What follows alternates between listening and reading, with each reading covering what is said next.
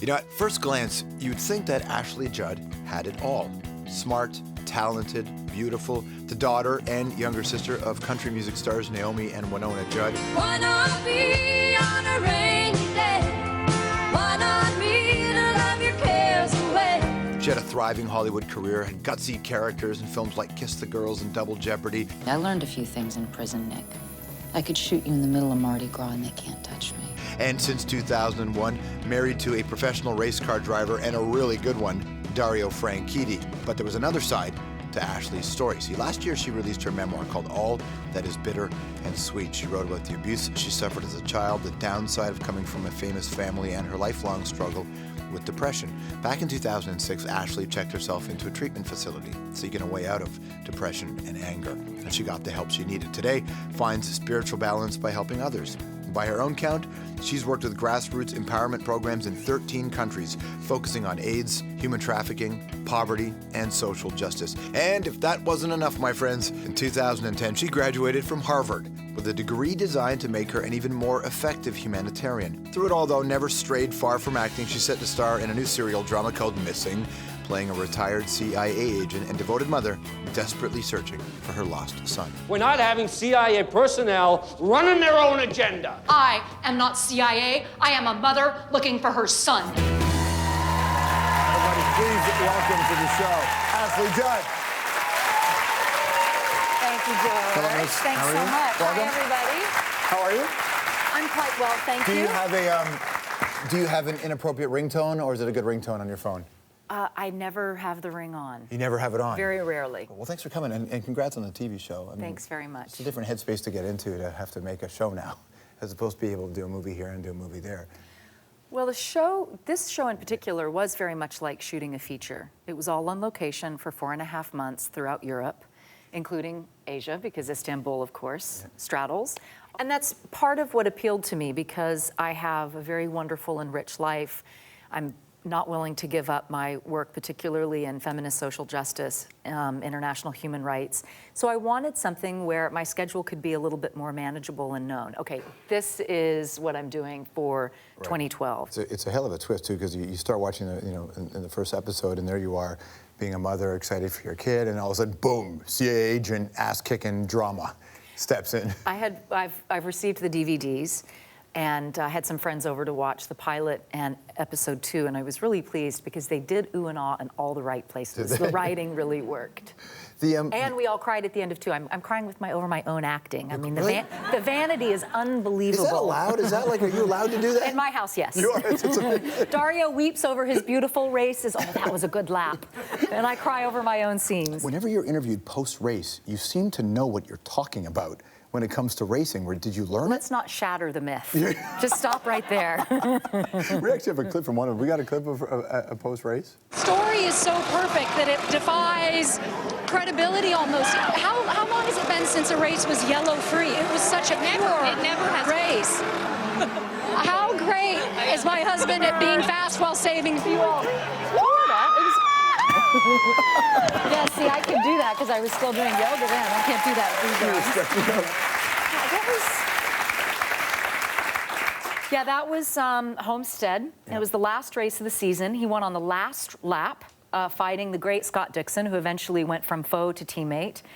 And he won literally in the last corner of the last lap. It's great to watch Dario Franchitti race, but it's interesting to watch you watch a race, because obviously you're a celebrity and and you're related to him now. When they cut to you, it's not like watching somebody you love succeed at something. There's also this anxiety and fear that exists. Do you have a palpable fear before every race? I would like to think that I don't have fear, because that would be a terrible way to live. I chose to opt out of the fear at the very beginning when I signed on for this way of life, which for him is non-negotiable, and he demonstrated a canny ability for it about the age of 3. But I feel tension about him winning, because I want him to have success at the greatest level. It's such a beautiful, fickle, temperamental, frustrating, glorious sport. And herein lies the really interesting part of the portrait that is your life. So you have this career that you can kind of pop in and do the work that you want to do. You've got this TV series, you've got this whole auto racing life that's a part of your life as well. And then there's this thing in the middle, which I think is what drives you, which is the other stuff, which is the advocacy, essentially. Yes. Is what it is in your life. I mean, was it all, like, where did it come from, the interest in this? I believe I always had it. I think that it's probably something with which I was born. And for some reason as a kid, I had an extreme sensitivity to any kind of injustice. And the day in the life of a child is very different from a day in the life of an adult. And I, in my own way, had a lot of griefs and traumas. And so healing from that is a core part of my life. And I think in my own woundedness, I was drawn also to the woundedness of the world. And through doing that advocacy work, found my own healing, now have mastery over my own trauma, and hopefully thus serve more effectively. Mastery over your own trauma is interesting because it doesn't mean you erase the trauma. It just Absolutely means not. you're controlling your trauma or basically managing it. Yes. You know, trauma is really interesting because I believe you have to get it out of the body because it exists in the very cells. So there's specific work for that. And then it becomes, wow, I survived the dark night of the soul. How dare I not share this message? So you write about it in your book. It's one thing to tell your story, but when your story is actually other people's story too that you're telling, what's the process like of letting those in your life know, here's what I'm going to do. I'm going to write this. Well, for me, it really involves going back to what we were saying a minute ago about really doing my own work and getting clear. So when I tell my story, because I've taken the charge out, I'm able to give a description. This is what it was like for me, rather than make it an indictment. This is what you did wrong. Right. And in that, there is a world of difference. And I believe I was powerless over my childhood, but the coping strategies that I developed to survive, all of which were creative and brilliant and got me through, as an adult, those became my defects of character. Those became, you know, my shortcomings, control and all that kind of stuff. And that's my responsibility. I was a blameless child in what happened in the home. I take responsibility for my behaviors as an adult. And it's great to have, you know, the freedom to admit that and move on. A big part of the humanitarian, the advocacy work you do involves family planning and contraception. Absolutely. And that is, I mean, that's beyond just the idea of feminist justice. That's the idea of just human rights. Absolutely. I was curious what you would think about this conversation that's happening with the Republican race now, you know, about contraception. I find it puzzling, and I think you said it perfectly. We each have the right to regulate our own fertility according to what is appropriate for our lives. And a lot of poor people especially are denied access, and I don't understand why someone else thinks it's their right to encroach or constrain that. And some of the language around it's fascinating. Rick Santorum has become, you know, jokes aside, has an elevated base. People support him. He said this, watch this clip. Oh dear. One of the things I will talk about that no president has talked about before is I think the dangers of contraception in this country, the whole sexual libertine idea. That many in the Christian faith have said, well, that's okay. I mean, you know, contraception's okay. It's not okay because it's a license to do things in the sexual realm that is counter to how things are supposed to be. You know what I say to that? That's what you do when there's a bad guy. You go, come on. But is he the bad guy? Because that's a value that a lot of people have. I was trying to make light of it because it's below meriting comment. I mean, I'm puzzled by the country I live in at times and the things that are said. And when family planning was finally being provided for certain women in the healthcare plan, and I celebrated that in a tweet. I said, I can't believe that it's actually taken this long, and I'm really happy about it. The people who disagreed with me were largely women. Yeah. And that, to me, is nothing less than internalization of the patriarchy, and that's what happens. We are victimized in some way without necessarily knowing it, and then we internalize the perpetrator and become our own abusers.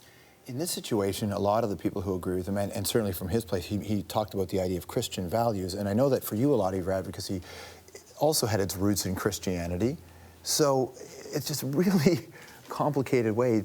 in completely opposite ways to approach faith. And he doesn't have a corner on the faith market, because I'm sitting here as a lifelong Christian, a person who was raised in churches and went to Sunday school, and I still choose the God of my understanding as the God of my childhood. I have to expand my God concept from time to time, and particularly I enjoy native faith practices and have a very nature-based God concept. I like to think I'm like St. Francis in that way, brother donkey, sister bird. You have dogs with you everywhere you go. And kitty cats, and I'm a Christian and I believe in family planning. And there you go. The two are not mutually exclusive. It's fantastic. Stick around, more with Ashley Judd right after this.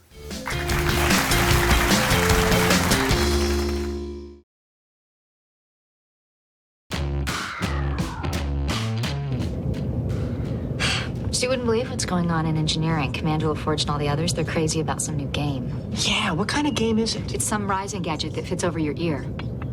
Have you played it? Mm-mm, not yet. My mom has one. She keeps trying to get me to play it. It's everywhere. See what I mean? That goes back to 1991, our next generation.